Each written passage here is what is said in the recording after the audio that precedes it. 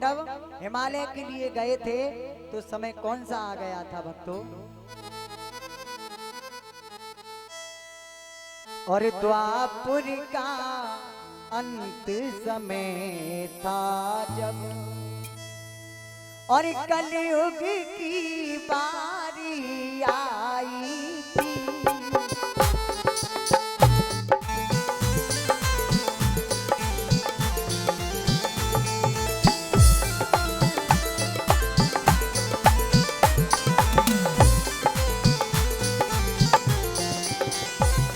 हे प्यारे, द्वापुर का अंत समय था जब, और कलयुग की बारी आई थी। मानो सुख डूब रहा दुख में, ओ मानो सुख डूब रहा दुख में, और अंधियारी दुख की छाई थी।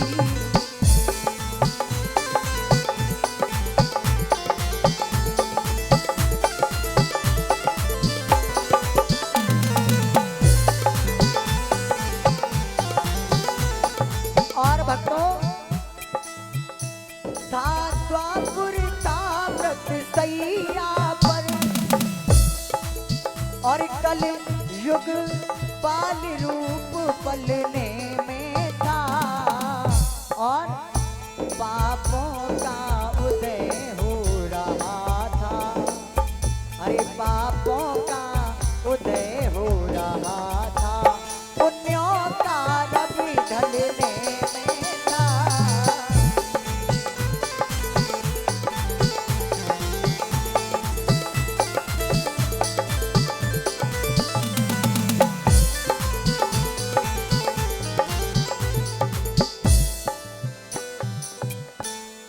आज भक्तों, वही पांचों पांडव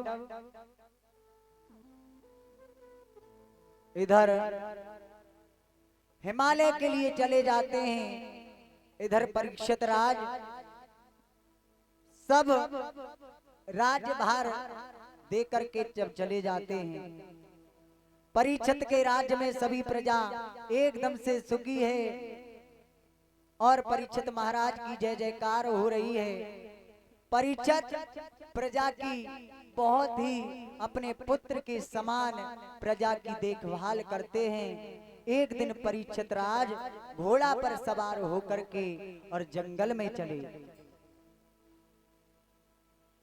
जब परीक्षित महाराज जंगल में पहुंच जाते हैं तो मेरे प्रिय सज्जनों,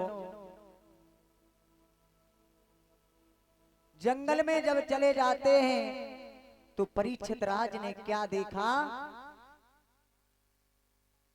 एक गाय और बैल चिल्लाते हुए परीक्षित राज के पीछे और पास में आ जाते हैं। जब परीक्षित राज के पास में आ जाते हैं चिल्लाते हुए गाय और बैल, तो परीक्षित राज गाय और बैल से पूछते हैं, आप कौन हो? गाय और बैल के पीछे एक काला कलूटा इंसान दौड़ता हुआ आ रहा है और मुगदर लेकर के आ रहा है, और उस गाय बैल में इतनी तेज से प्रहार करता है, उस गाय बैल के ऊपर ऐसे प्रहार करता है कि बेचारी गाय और बैल दोनों की एकदम से सांस रुक जाती है और चल नहीं पाते हैं। इधर भक्तों, गाय से पूछा, हे गाय तुम कौन हो? जब परीक्षित को उस काले कलूटे पुरुष ने देखा तो परीक्षित राज को एकदम से क्रोध आया। तो परीक्षित राज ने कहा, अरे नीच, तू समझ जा तू कौन है? परीक्षित गाय से कहने लगे, हे माँ तुम कौन हो? तो गाय ने कहा, हे प्रभु मैं पृथ्वी हूँ। और बैल से पूछा तो बैल कहने लगा, महाराज मैं धर्म हूँ। आज भक्तों गाय से पूछा तो गाय ने कहा मैं पृथ्वी हूँ, और बैल से पूछा तो बैल ने कहा मैं धर्म हूँ। हे श्रीमान, सतयुग में मेरे 20 चरण थे, त्रेता में 16 चरण रह गए, और जब से ये कलयुग आया है इसने मेरे चरणों को तोड़ दिया है, मैं चल नहीं पा रहा हूँ। हे प्रभु मेरी रक्षा करो। जैसे ही महाराज ने धर्म और पृथ्वी को देखा तो एकदम से क्रोध में आ गए और अपनी म्यान से तलवार को खींचा और कलयुग के ऊपर प्रहार करने लगे।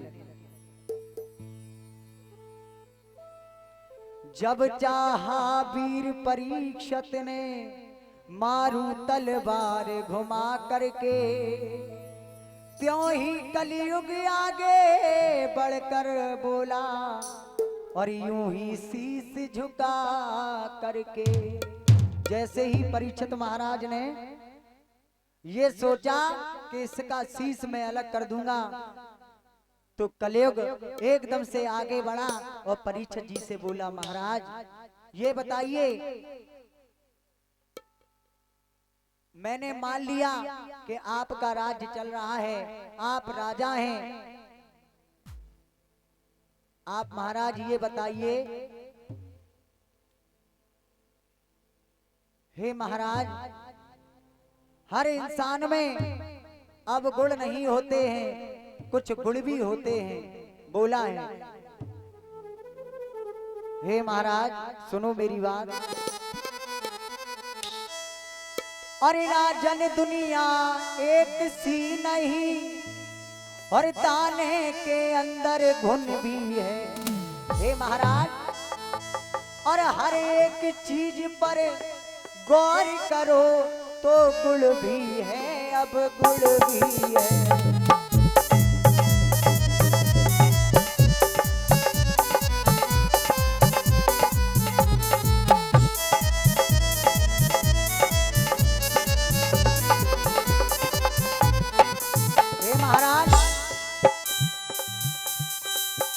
हे राजन दुनिया एक सी नहीं, दाने के अंदर गुण भी है। हर एक चीज पर गौर करो तो गुण भी है, अब गुण भी है।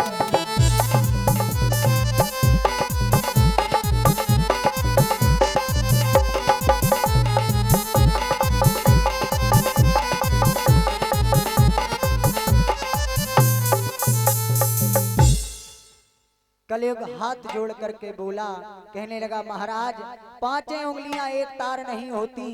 सतयुग द्वापर त्रेता में मनुष्य हजारें वर्ष तक तप करता रहता था, लेकिन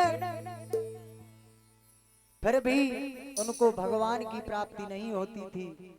लेकिन भक्तों इस कलयुग में मेरा नाम ही लेने से इंसान को भगवान की प्राप्ति हो जाती है। आज कलयुग कहने लगा, महाराज मेरे राज्य में केवल चलते फिरते मानव प्रभु का नाम ले ले, उसी में उसका कल्याण हो जाता है। हे महाराज कहाँ है? सतयुग द्वापर त्रेता में जो मनसा पाप लग जाता था, लेकिन कलयुग में बिना किए कोई नजर पाप नहीं आता था। हे महाराज पाप देखिए 3 प्रकार के होते हैं, मनसा, वाचा और कर्मणा। मनसा मन का पाप किसे लगा भक्तों? मन का पाप लगा। देखिए मनसा मन का पाप लगा चित्रांग और विचित्र वीर के लिए, और वचन का पाप किसे लगा? वचन का पाप लगा केकई माँ के लिए। और कर्मणा, कर कर कहते हैं हाथों के लिए, कर्मणा कर्मणा पाप किसे लगा? हिरण्याकश्यप के लिए। बोलिए ठाकुर जी महाराज की। आज भक्तों वही कलियुग कहने लगा, महाराज तुम्हें ये मालूम नहीं है, गोस्वामी तुलसीदास ने एक चौपाई लिखी है। क्या? कलियुग केवल नाम आधारा,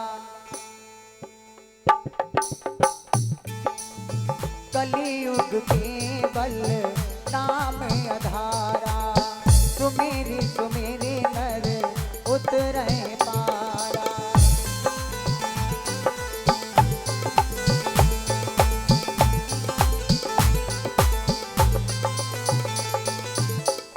हे महाराज, कलियुग केवल नाम आधारा, सुमेरे सुमेरे नर उतरे पारा। राम सिया राम सिया राम जय जय राम।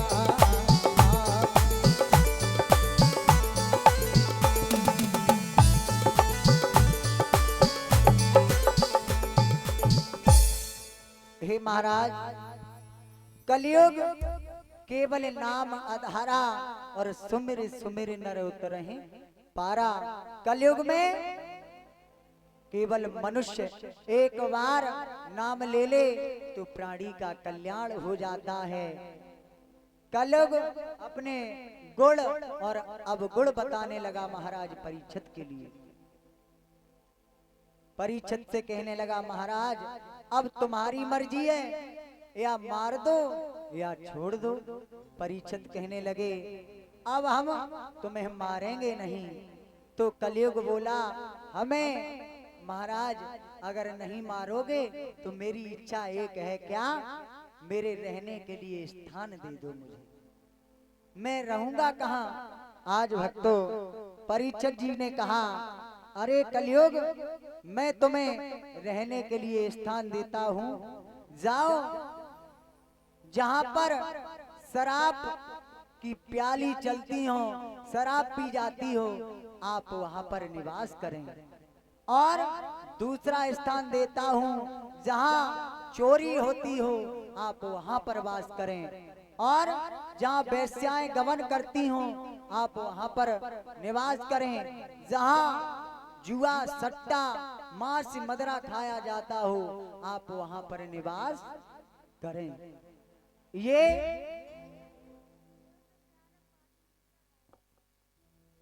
और ये आदरणीय सम्माननीय 211 मुद्राएं भगवान के चरणों में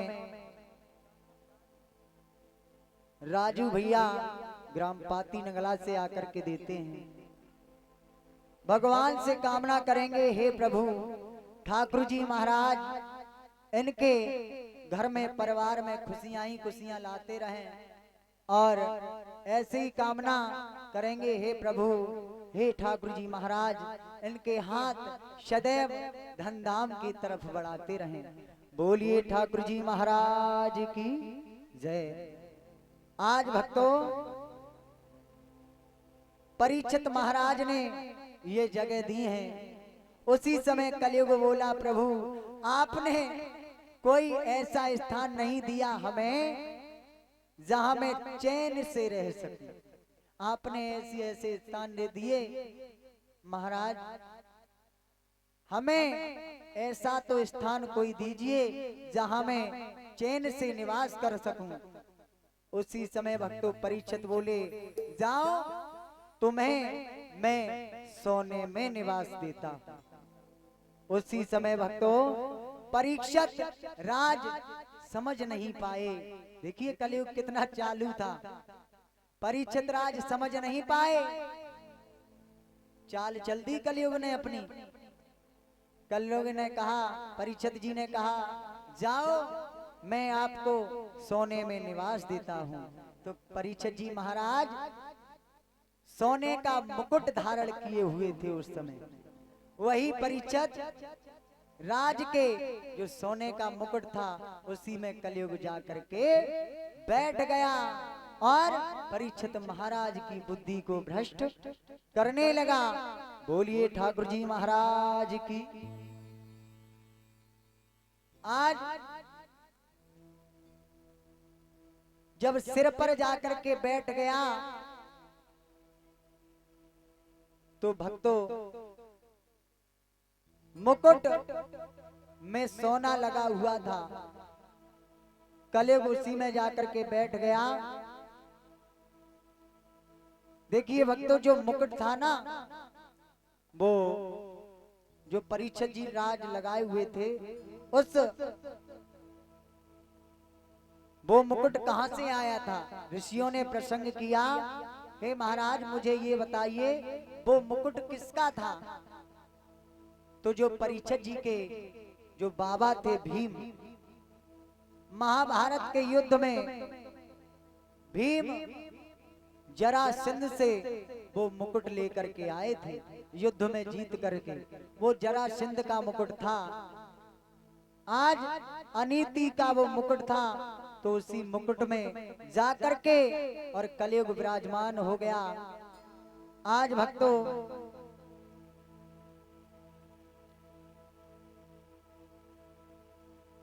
परीक्षित राज की बुद्धि को भ्रष्ट करने लगा।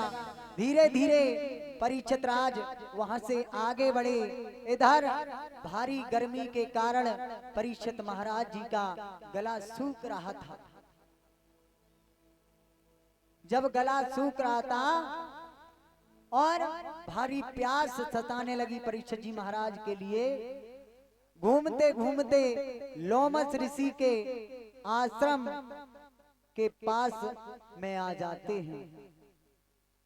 उस समय लोमस ऋषि भक्तों समाधि में लीन थे, अपनी तपस्या को कर रहे थे। परीक्षित ने उन्हें प्रणाम किया, हे गुरुवर मैं आपको प्रणाम करता हूँ। लेकिन भक्तों लोमस ऋषि तपस्या में लीन थे, उनकी बात को नहीं सुना। तो परीक्षित जी ने जब कोई उनकी प्रणाम को नहीं सुना तो परीक्षित महाराज ने उनसे कहा, हे महात्मा तुम ऐसे अपनी समाधि में लीन हो गए हो, किसी प्यासे को पानी नहीं पिला सकते, तो आपकी इस तपस्या से क्या फायदा है? आज भक्तों परीक्षित विचार करने लगे, ये महात्मा मुझे ढोंगी मालूम पड़ता है, इसमें इतना घमंड है, इसने मुझे देखकर अपनी आंखों को बंद कर लिया। परीक्षित क्रोध में आकर के कुछ दंडक बच्चों ने वहां पर मरा हुआ सांप वहां पर डाल दिया था और परीक्षित महाराज ने वो सर्प को उठाया और उसी लोमस ऋषि के गले में डाल दिया। जब डाल दिया, क्रोध में आकर के डालकर जब अपने महलों की तरफ आए, परीक्षित ने जैसे ही सोने का मुकुट उतार कर और रखा, वैसे ही परीक्षित को ज्ञान हुआ। एकदम से बुद्धि एकदम से खुल गई और कहने लगे, अरे मैंने ये क्या किया? मैंने एक संत का अपमान कर दिया। परीक्षित महाराज एकदम से भयभीत हो गए।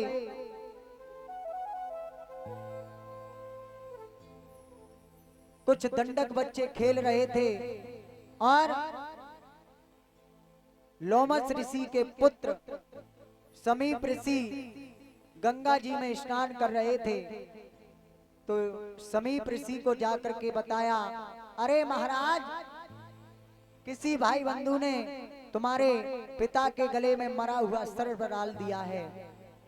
समीप ऋषि एकदम से क्रोध में आकर के समीप ऋषि ने गंगा जल हाथ में लिया और श्राप दिया, जिस किसी भाई बंधु ने, जिस राजा ने मेरे पिता के गले में मरा हुआ सर्प डाला हो, उसे एक न एक दिन तक्षक डसले, यही सर्प तक्षक बन करके डसले और साथ में दोनों उसकी मृत्यु हो जाए। ये श्राप दे दिया। जब समीप ऋषि अपने पिताजी के पास में आए, गले से सर्प निकाला तो लोमस ऋषि को बताया सारा हाल, पिताजी तुम्हारे गले में कोई राजा मरा हुआ सर्प डाल गया था। लोमस ऋषि ने अपनी योग दृष्टि से देखा तो वही राजा परीक्षित, जो प्रजा को अपने पुत्र के समान मानते थे, आज लोमस ऋषि कहने लगे, अरे बेटा ये आपने क्या किया, इतने अच्छे भले राजा के लिए आपने श्राप दे दिया। हे बेटा अपना श्राप वापस ले लो। आज भक्तों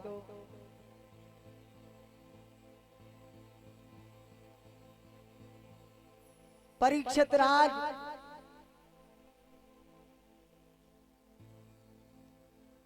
अपने बचने का उपाय सोच करके इधर बैठे हैं, सोच रहे हैं, हे प्रभु मुझसे बहुत ही बड़ा अपमान हो गया, धोखे में अपमान हुआ है और मुझे 7 में दिन तक्षक डस लेगा।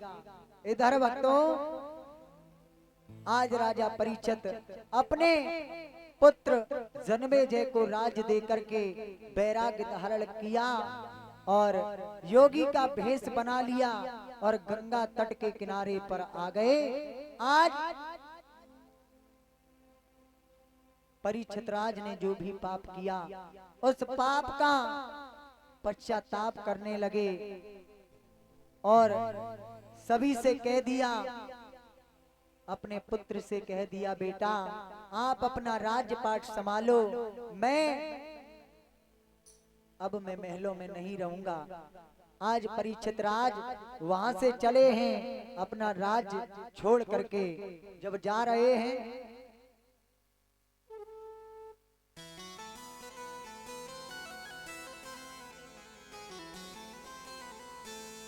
आज भक्तों गंगा जी के किनारे पर ऋषि महाराज बैठे हुए हैं, सूत जी महाराज बैठे हुए हैं, 88,000 ऋषि बैठे हुए हैं और अपने अपने मोक्ष का मार्ग देख रहे हैं। और वो ऋषि कौन कौन से थे भक्तों?